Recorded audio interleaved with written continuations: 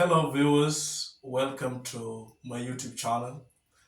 Dear candidates, you are now preparing for the second paper of English, that is paper 2. Having done paper 1, I wish you did your best in paper 1. Now, as a common tip for candidates, I would like to dissuade you from talking about the past paper and have focus in the upcoming paper. So in this video, I will take you through some of the tips that can assist you in paper 2. And I will begin with the first question in paper 1, paper 2, and that is mostly the unseen passage. It is being referred to as the unseen passage because it is a passage that a candidate is meeting for the first time. It is a passage that you've never met before. And these are the tips to consider in dealing with the unseen passage. The first thing, dear candidates, I want you to do tomorrow is to read that passage at least 3 times. And these will help you to have a clear understanding of the unseen passage. Secondly, there are instances in which a question kind of echoes a section of the passage. Like there are some words that can be used in the question, and those same words are used in the passage. So I advise candidates to go back to the passage and pick that section that has those words and replicate in the question paper. Sometimes, if the candidate cannot manipulate whatever is in that paragraph or is in that sentence into a concise or precise answer, then you can simply pick that sentence or pick even the whole paragraph and write it in the question, and still you will score. That is a tip that I want you to give a try. Secondly, there will be a question on meanings of words. You can be given 2 or 3 words to give their meanings. Here, the candidate should look at 3 things. Like, for instance, you should consider the tense of the word that is given. That is, if it is in present tense, then your answer must also be in present tense. You must consider the number. For instance, if, there was a question in the year 2012, where the candidates were expected to give the meaning of the word subordinates. So that is in plural. So some of the probable answers were like juniors, assistants, workers. So the answer, the examiners were stressing on the S at the end. That brings about the number that is in plural. So a candidate who writes junior, assistant, or worker does not score. So tomorrow, as you attend to those questions, kindly consider number. Then lastly, a candidate should also consider word clause. Like, for instance, a word should not be an adjective. Then the answer that you give is a noun. So those are 3 things that I would want you to consider tomorrow in this section. Lastly, also look out for a question asking on either tone or attitude. And we describe tone and attitude using adjectives. I've just given some examples here of probable adjectives that a candidate can use for tone or attitude. And for positive adjectives, we are looking at encouraging. That is, if the examiner or the passage writer is talking about something that is to be encouraged, loving, reminiscing, when in a pleasant way a writer remembers what happened in the past.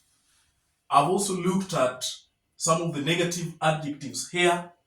For instance, if someone has hatred towards something, we can talk about spiteful, disliking attitude, contemptuous, regretful, or rueful, as seen there. Secondly, there is going to be a question tomorrow on excerpts. An excerpt is out of 25 marks. This is an area which a smart candidate can hunt on. And I even know of candidates who normally score above 20 out of 25 here. And the trick is simple because the questions are always premeditated. Some of the questions that you've met in your mocks are the same ones going to be replicated tomorrow. For instance, expect a question on style. You will be asked some of the aspects of style within the excerpt. So you watch out on that because you can give some of the aspects of style in the text, but not in the excerpt.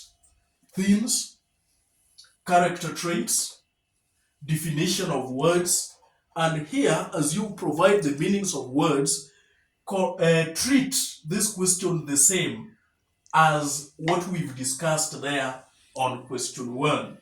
Then again, there can be a question on the plot. That is either explaining what happens immediately before the excerpt or immediately after the excerpt. Or another way of asking this question, you can be asked to place the excerpt in its immediate context. In that case, if for instance the marks are 4, then you give 2 things that happens before and 2 that happens after. I will take you through some of the areas in the text that I am seriously predicting that can be tested tomorrow. And I had told you in a previous video that mostly the examiners do not go beyond page 50. Yeah, I look at previous examinations really bring this out, but it is not something cast in stone. So I'm very careful in making that rejoinder. So I am looking at some of the areas in the text that look identical. They look the same. In that, in this episode, same characters are participating. So if I look at the trends, then I realize that that is a way that the examiners set this paper. Dr. Fulabi and Miss Fiona Mackenzie meet on 2 occasions. And I'm looking at their first meeting on page 4 through to page, it is from page 4 through to page 10. And I'm suggesting that given that repetition of their meetings, this area can be tested. And I just want to walk through some of the aspects of style that come out here. Just as in many parts of this text, there is a dialogue. That is the dialogue between Miss Mackenzie and Afolabi. Then again, there is a metaphor. And in this, the metaphor comes when Dr. Afolabi tells Miss Fiona Mackenzie that at first she looked demure like a lamb, but at the end of the day, in the course of their conversation, he realized that she is like a lioness. That is a metaphor. There is also a simile when Dr. Fulabi thinks to himself that Miss Mackenzie is as cute as a button and sharp as a needle. Some of the traits that come out from there is that Fiona is intelligent. She really knows the right questions to ask Dr. Fulabi to retrieve information from him. Then the many questions that she asks also bring her out as inquisitive. She is also critical by asking Dr. Afolabi why he was so pessimistic in his book Failure of States. She is also appreciative when she thanks Dr. Afolabi for giving her the chance to interview him. Dr. Afolabi comes out as temperamental or short-tempered, especially when Miss Mackenzie asks her why she feels that he is pessimistic in failure of states, is also condescending by at first viewing Miss Mackenzie as a lamb. Those are some of the major aspects of style as well as the traits that you can look out for. But then from the list here, from that particular section, that is page 4 to 10, you can consider looking at some of these things that we've not looked at. Apart from that section, I'm also looking at page 16. That is page 16 through to page 20. And that is the whole of chapter 2. We realize that there are very many calls that the guide, as we later on find out that the guide is Dr. Afolabi, we find out that he really makes calls, many calls to these path travelers.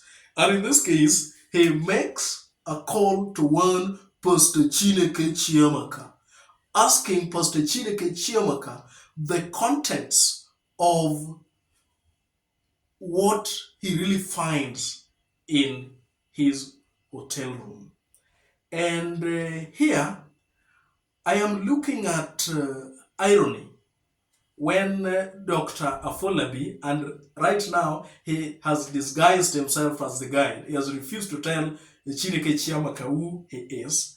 He tells Dr. Afolabi this, to put his phone on at all times, since it is completely secure, unlike the hotel landline.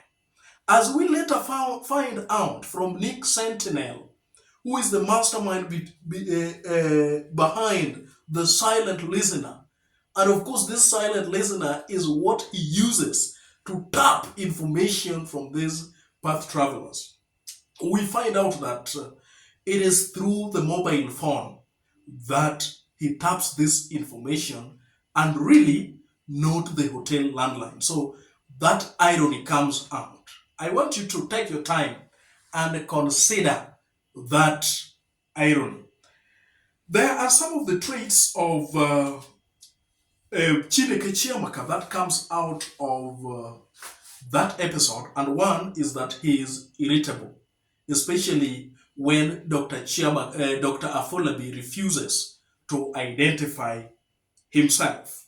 On the part of Dr. Afolabi comes out as commanding. That is when he commands Chineke Chiamaka to be obedient and to ask no more questions. Then he is egotistical, and the spelling is here. He is egotistical. He has ego. He has a patronizing attitude towards Pastor Chiamaka. It is as if he holds himself above these path travelers. Then again, he is secretive, acting as a guide. He just wants to be known as the guide and not be called by any name. That one brings him out as secretive. Then the major aspect of style here again is that of dialogue, the conversation between Pastor Chiamaka and Dr. Afolabi. There is also a metaphor, and the metaphor comes out when the irritable Pastor Chiamaka is said to have answered fire with fire. That is when Dr. Afolabi is high, he also tends to be high. The last part, or the last episode that I want you to also consider is that episode that is on page 46 through to page 48. And here, Fiona Mackenzie interacts with the taxi driver. There are two major themes that come out here. There are checkpoints that have sprouted. And by the way, that one is metaphorical to show that the guards have erected various checkpoints to check the various motorists. And here they extort, that is the guards who are corrupt, extort bribes from the motorists, bringing about corruption as a theme. Then again, from the conversation, that is the aspect of style of dialogue, that is between the taxi driver and Fiona Mackenzie, we also find out that the taxi driver has a university degree, yet the best employment that he has is just being a taxi driver, bringing about the issue of unemployment. So, as you will be doing your final revision, yeah, work through these areas, work through these episodes, because I really feel instinctively that something may be there. Yeah, pun intended, of course. From question 2, we move to question 3. And I foresee a content poem. In a content poem, you should be looking at the persona, that is the speaking voice in the poem. Consider what the poem is about, and this one can be looked at from the angle of the themes or the plot. You can summarize the plot of the poem, or you can give a theme. Maybe this poem is about hypocrisy, or so on and so forth. Then also look at the aspects of style. And the aspects of style, you will realize that are the same aspects of style that can be in an excerpt. Look at some things like sarcasm, look at satire, look at similes, look at metaphors, and those other aspects of style. Then also prepare on how to identify and explain themes, and then lastly, the definition of words. Lastly, we are talking about grammar. After looking at the setting trends of this paper and this section of grammar, there are some of the areas that as you do your final touches, I want you to work on. You can look at active and passive voice, prepositions, look at phrasal verbs, idiomatic expressions. You can look at correlative conjunctions like neither nor, either or, not only, but also. Then there are some questions that normally give some two choices, and you are expected to pick one from them.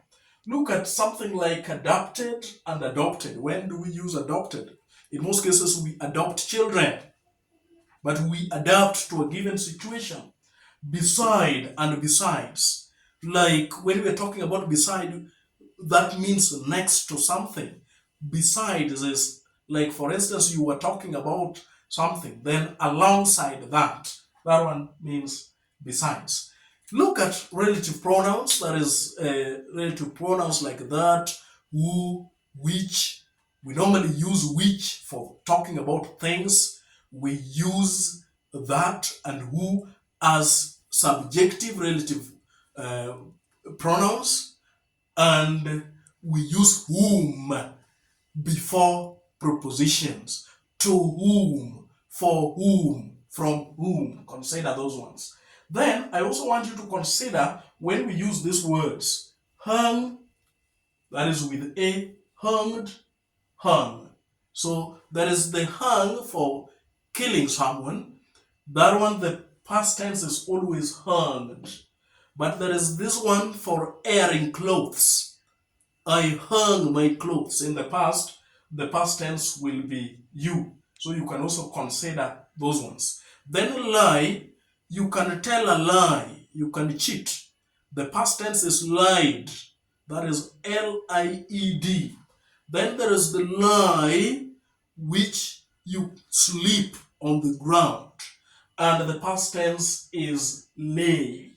Then this lay again can mean to lay an egg, of which the past tense is laid. My dear candidates, it's been good having you on this platform. Some of you way back from your Form 2, and now you have this paper to take. Tomorrow, take your time, go through the questions, have the confidence, because you are confident. All is for your taking. I wish you all the best in tomorrow's paper. Thank you, and may you reach for the stars.